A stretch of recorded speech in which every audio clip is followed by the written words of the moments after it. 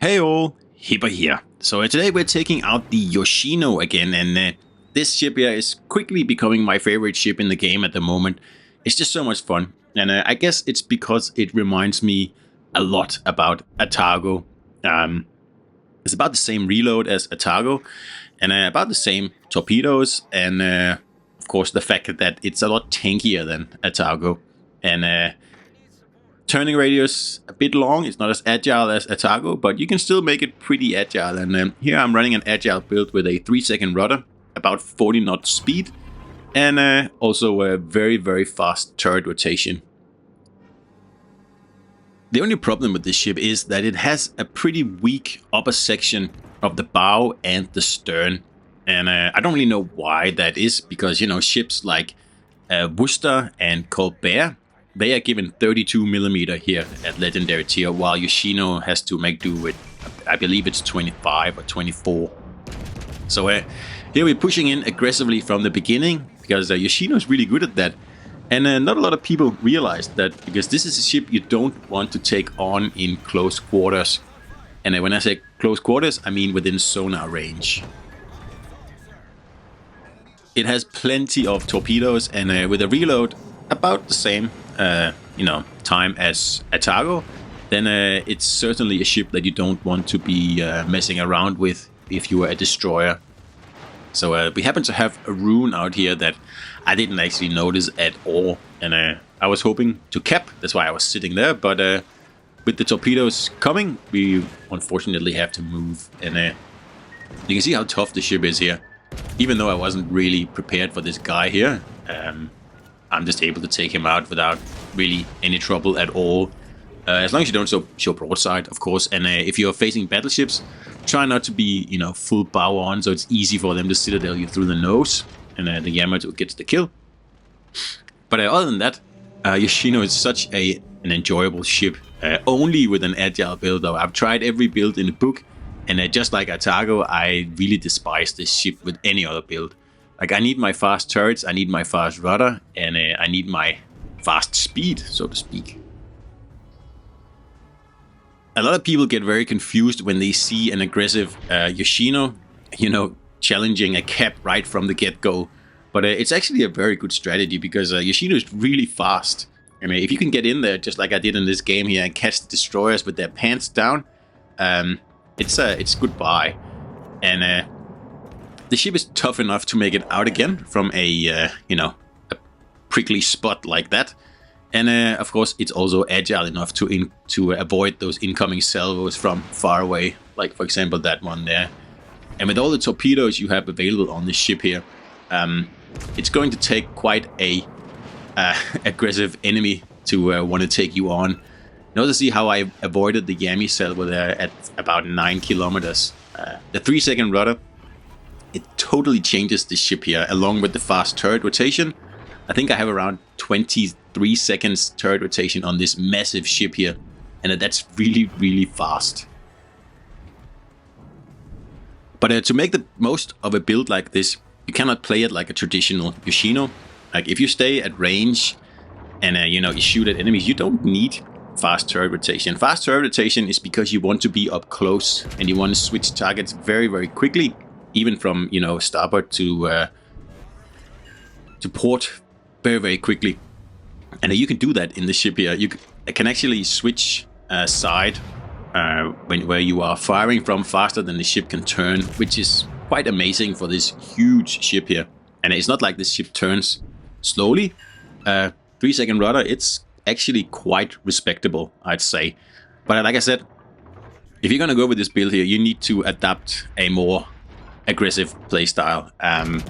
Because if you just sit, at far and bomb the enemy ships, then there are better builds for that. Like the agile build requires you to be aggressive, requires you to do stuff like in the beginning of this battle here. Like the early stages of the battle, that's where you make your impact.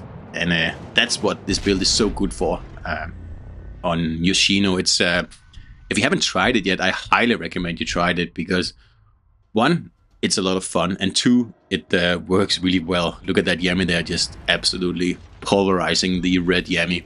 So that's pretty much won us the game over here now. Just because this is a cruiser and it's almost battleship size, it doesn't mean that you can get away with not doing cruiser jobs, because a cruiser's primary job is to hunt destroyers and cap if possible. And you saw I didn't get away with capping in this battle here because I got interrupted by that rune. But other than that, it's a very good ship for it. And since you don't have radar, you need to be within sonar range most of the time. And that means you have to be close to the enemy and you have to get there quickly so you don't get bombarded on the way in. Exactly like I did in this battle here. If you can do that, and if you can, get that playstyle under your skin, you're going to do really well in Yoshino. And you're going to have a much more fun time than playing it like a Mogami. Because Yoshino is an Atago, it is not a Mogami. And Mogami is, opposite as to what many people believe. It's one of the worst agile cruisers, if not the worst agile cruiser in the game, despite having a fast rudder. It's just not tanky enough, and it doesn't have forward-facing torpedoes. And it's just a real mess to play with an agile build. While on the other hand, Atago and Yoshino, they really shine with an agile build. And of course, like I say a few times here, you have to play an agile build in an agile fashion. Because if you're just going to play this ship here from afar, setting fires on all the battleships, there are better builds if that's your thing.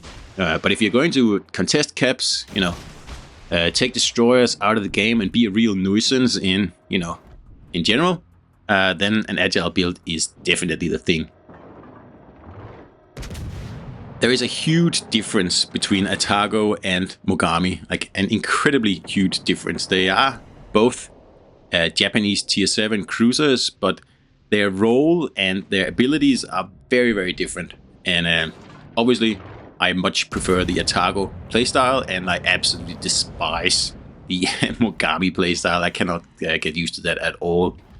And luckily, Yoshino is pretty much just a bigger, slightly less agile Atago. But on the other hand, it hits much harder with the gigantic guns it's got. And you don't really pay for that with a longer reload, because it's maybe a second slower than Atago, but it's not something you're going to feel when you play the ship. And getting those guns on target is easy with a fast rudder and a fast turret rotation build like this one here. And if you play the ship here with a normal build, you're looking at battleship amount of turret rotation and rudder, meaning that there's no way you can play the ship like I'm doing here. It's just impossible. You'll have to play it more like the Mogami style. Battles where you can make an unexpected move and play a ship in a way that people don't expect, they're the best battles. And that's why I picked this one here, because I don't think anyone expected the Yoshino to move into the cap as the first ship, totally wipe out the destroyer, and then pretty much just farming damage after that. And everybody else seems to be coming over to this flank, so I don't really have to move at all. So it's a very interesting battle, this one here, actually. Now, all know I am number 1 on my team. It's not like a high XP battle, this one here. Also, it's over fairly quickly. It only takes about 10 minutes.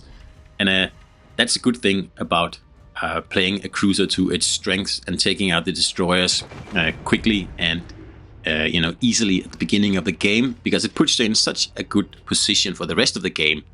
And especially if you're facing divisions, if you are able to wipe out their destroyer right at the start, then things are looking pretty bad for them, because a lot of divisions are relying on their destroyer for spotting and to perform their best as a team. So if you're able to destroy the destroyer as the battle starts, that will handicap the division a lot. And that's what I always try to do. So that's the end of the battle, and that was an Agile Yoshino, and I'll do a few more videos on that, because like I said, I love this ship.